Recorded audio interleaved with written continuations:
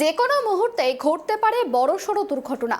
কোথাও ছাদের চাঙড় ভেঙে বেরিয়ে পড়েছে লোহার রড, কোথাও ফাটল এতটাই বেশি সেখান থেকে প্রায়শই খসে পড়ছে চাঙড়। গত 4 বছর ধরে এমনই বেহাল অবস্থায় রয়েছে পূর্ব বর্ধমান জেলার আউশগ্রাম 1 নম্বর ব্লকের মুজাফফর পাড়ার মুজাফফর পল্লী প্রাথমিক বিদ্যালয়। রক্ষণাবেক্ষণের অভাবে বেহাল দশা প্রাথমিক স্কুলের। প্রাণের ঝুঁকি নিয়ে পড়াশোনা চলছে পূর্ব বর্ধমানের প্রাথমিক স্কুলে। পরিস্থিতি নিয়ে চিন্তায় অভিভাবক ও শিক্ষকেরা।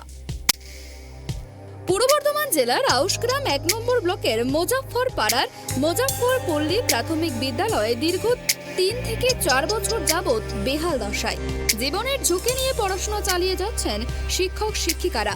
স্কুলের বেহাল দশার কারণে আতঙ্কে ভুগছেন স্কুলের ছাত্রছাত্রীদের অভিভাবকরা, আতঙ্কে ভুগছেন স্কুলের শিক্ষকরাও।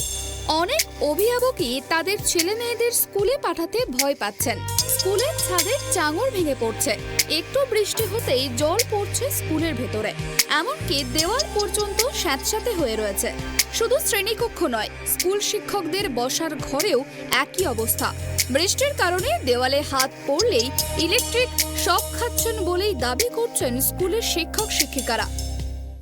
আমাদের আতঙ্কিত বলতে গেলে সবসময় ধরুন স্কুল যতক্ষণ খোলা থাকে ততক্ষণ আতঙ্কেই থাকি, কারণ বাচ্চাদেরকে আমরা নিজের ছেলে মেয়ের মতন ভালোবাসি। ওরা সবসময় আমাদেরকে সেই নিজের বাবার মতন এসে জড়িয়ে ধরে, হ্যাঁ, সবসময় ভালোবাসে। এমনকি আমরা যখন অফিসে থাকি, অফিসেও হয়তো রেস্ট্রিকশন আছে যে বাচ্চারা আসবে না, কিন্তু আমাদের স্কুলের ছেলে মেয়েদের এত ভালোবাসা ওরা পায়, সেই ভালোবাসার জন্য ওরা ছুটে চলে আসে অফিসে। এবং অফিস এত খতরনাকভাবে হয়ে আছে যে অফিসের দেওয়ালগুলো বৃষ্টি হলে শর্ট সার্কিট হয়ে যায়। কারণ একদিন আমরা অফিস খোলার পর দেওয়াল ভিজে গেছে, দেওয়াল হাত দিয়ে দেখতে গেলাম যে দেওয়াল কতটা ভিজে গেছে, তখন আমাদেরকে শর্ট মারছে। আমরা সবসময় আতঙ্কিত যে বাচ্চারা এখানে চলে আসে, তাদের টিএলএম আছে, তারা সাজায়, লাইব্রেরিতে বই আছে, তারা সেই বইগুলো পড়তে আসে, কখন বাচ্চারা দেওয়ালে হাত দেবে।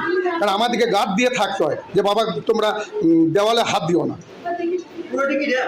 পুরোটাই ড্যাম, এবং এতটাই ড্যাম, কিছুদিন আগে ইলেকট্রিক অফিসে জানিয়েছে এই বর্ষার বৃষ্টির জন্য আমাদের যে মিটারটি আছে, লাইনের মিটারটি, ওই মিটারটিও খারাপ হয়ে গেছে শুধুমাত্র এই বর্ষার বৃষ্টির জন্য। উপরে ছাদের অবস্থা খুবই কঠিন, কারণ উপরে ছাদের অবস্থা টোটালি দেখুন সব ছেড়ে ছেড়ে পড়ছে। বাচ্চাদেরকে তো আমরা এখন এই ক্লাসগুলো বন্ধ করে দিয়েছি, হ্যাঁ, কারণ অভিভাবকরা বলে দিয়েছে যে এই রুমে আপনারা পড়াবেন না, যদি এখানে পড়াশোনা করান তাহলে আমরা আমাদের বাচ্চা স্কুলে পাঠাবো না। কিন্তু আমাদের অফিসের যে রুম, আমাদেরকে 3টে মাস্টার, একজন আমাদের দিদিমণি আছে, আমাদেরকে থাকতে হয়, হ্যাঁ, কারণ এখান থেকে থাকার আমাদের আর কোনো জায়গা নেই।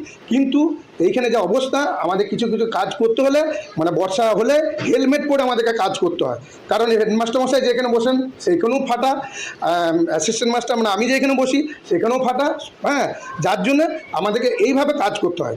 কখন কি যে বিপদ হবে আমরা বলতে পারবো না। যাক, মোটামুটি অফিসে কাজকর্ম সেরে আমরা আবার বাইরে বেরিয়ে যাই ছেলেদের কাছে। এই বারান্দার পড়ানোর পিছনে কারণ হচ্ছে আমাদের স্কুলটি প্রায় ভগ্ন, প্রায় মাঝে মাঝে ছাদের চটা ছেড়ে পড়ে। যখন প্রবল বৃষ্টি হয়, বৃষ্টির জলও টপটপ করে পড়ে। এই অবস্থায় আমরা স্কুলে 4 জন শিক্ষক আছি।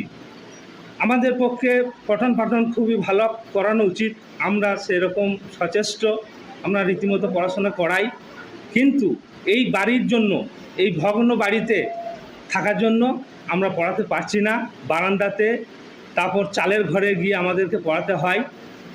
আর বর্ষাতে যখন বৃষ্টি হয় তখন বারান্দা ছেড়ে আবার একটা শ্রেণীকক্ষে আমাদের 4 জন মাস্টার পড়াতে হয়। এই ভগ্ন অবস্থা স্কুলটার জন্য আমি এসআই অফ স্কুল আউশগ্রাম 2 সার্কেলের এসআইকে জানিয়েছি এবং বিডিও সাহেবকেও জানানো হয়েছে। ওনারা এখন, এবং স্থানীয় প্রশাসনকেও জানানো হয়েছে।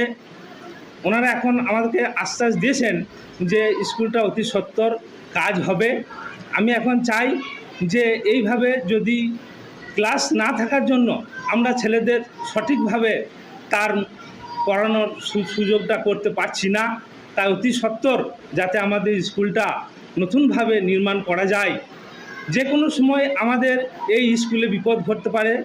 পড়াতে এমনও সময় দেখা গেছে যে পড়াতে হঠাৎ ছাদ থেকে একটা চটা ছেড়ে গেল, তখন আমি অতি সত্বর একটা ম্যানেজিং কমিটির মিটিং ডাকলাম।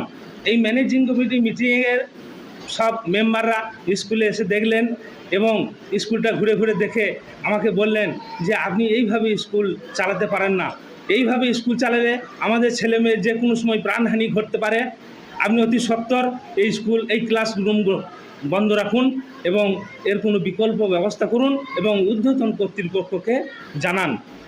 তাই আমি এসআই অফ স্কুলস এবং বিডিও এবং জেলাতে পর্যন্ত জানানো হয়েছে।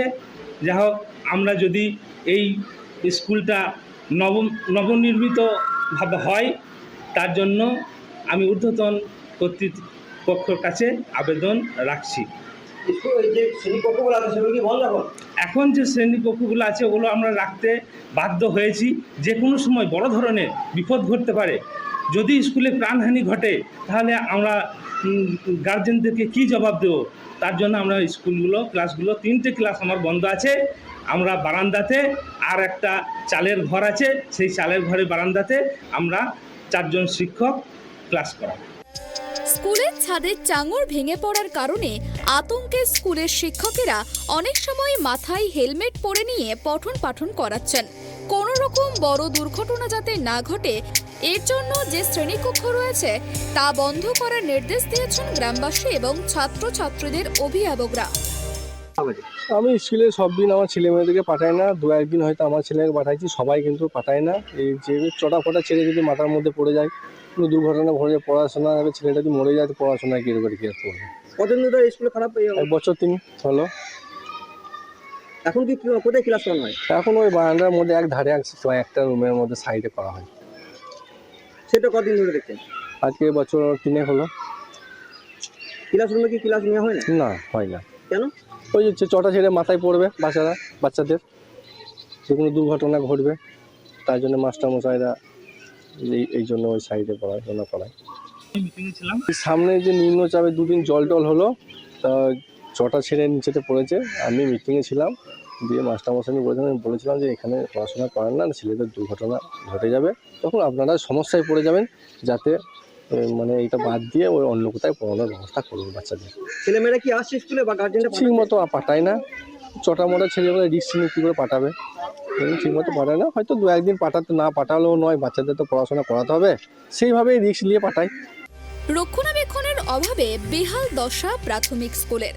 এ বিষয়ে স্থানীয় তৃণমূল নেতা জানান, সমস্ত স্কুলগুলিকে যাতে সঠিকভাবে পরিষেবা দেওয়া যায় তার জন্য ব্যবস্থা নেওয়ার কথা সরকারের কাছে জানানো হবে বলেই জানান তিনি।